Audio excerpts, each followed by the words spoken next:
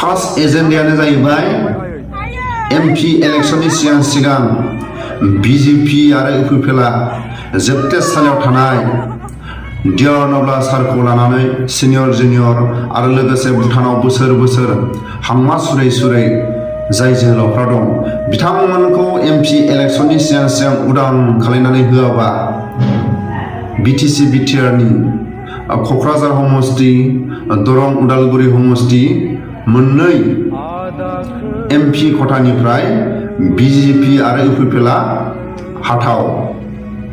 हागोन ना हाया? गेदेरमा रायजो राजाफ्रा हागोन ना हाया?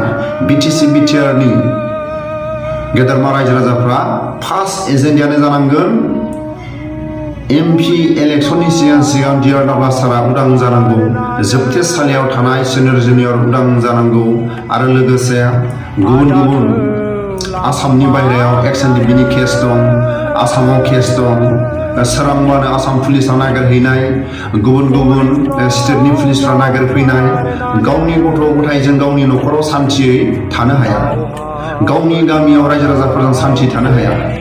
एमपि इलेक्शननि सिगां केसखौ बोस्रांनांगौ।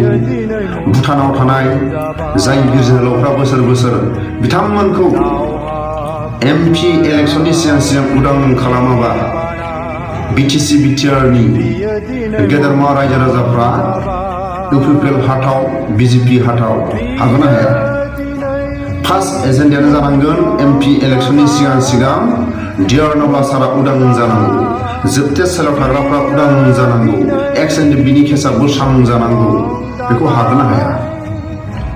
आरो लोगोसे आं खावलायगोन सोरांबानो मोनब्रै जिल्लायाव प्रमद बर'आ दिनै उमुक आसनि, उमुक लामा, उमुक बेबायदि खाम्फा गायसननाय, उमुक दिनै फिथा हास'नाय सनितपुर बिश्वनाथ डिस्ट्रिक्टआव गुफुर हालामाव हागोन ना हाया? हागोन ना हाया प्रमद बर'? आं बेखौ खावलायो। एमपि इलेक्शननि सिगां 41टा गामि आरो हाबबावनांगौ बर' एलेकायाव हागोन ना हाया? बिटिआरनि गोहो खुंथायाव थानानै माखासे सानजाथिंबो एसे नाहर प्रमद बर', बेखौसो आं खावलायो।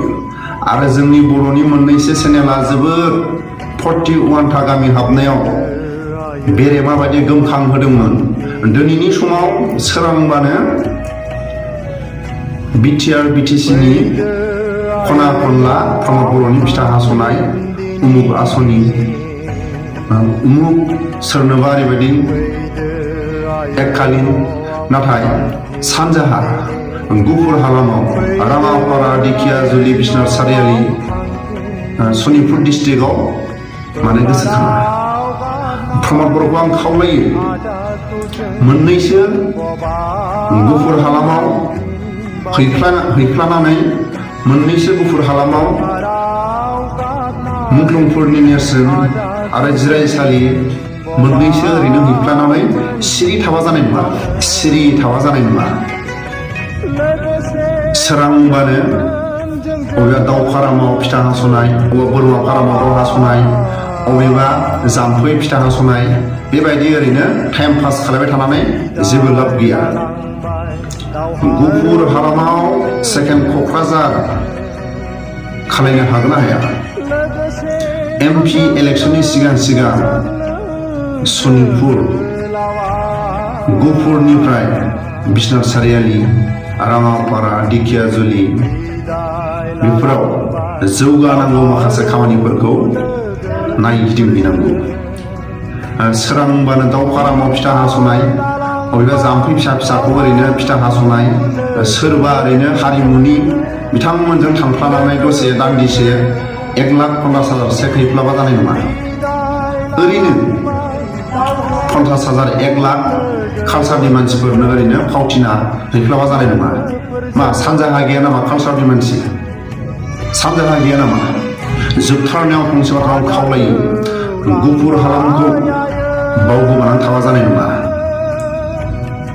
मोननैसो ओरैनो आसनि लांफ्लानानै सिरि थाबा जानाय नङा।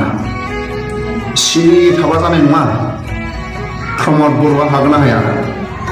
सोरांबानो दाउ फाराम, सोरांबानो जाम्फै, सोरांबानो फिसा फिसौ ओरैनो प्रग्राम बानाय टाइम पास खालायबा जानाय नङा। गुफुर हालामखौ सेकेन्ड क'क्राझार हान्था मेलाखौ आरो माखासे मेडिकेलफोरनि आरो कलेजफोरखौ फरायसाफोरखौ सुबिदा, रायजो राजाफोरनि माखासे खेथियकफोरनि सुबिदा बेफोरखौबो गुफुर हालामनिफ्राय बिसनाथ सारियालि, राङापारा, दिखियाजुलि बेफोरखौबो एसे नायगिदिंहैनांगोन। सोरांबानो ओरैनो टाइम पास खालायनानै मोनथाम मोनब्रै सानसेयाव फिथा हास'बाय थाबा जानाय नङा। बेनिखायनो आं खावलायो गेदेरमा रायजो राजाफ्रा फार्स्ट एजेन्डायानो जानांगौ डिआर नग्ला सारा MP इलेक्सननि सिगां सिगां उदां जानांगौ।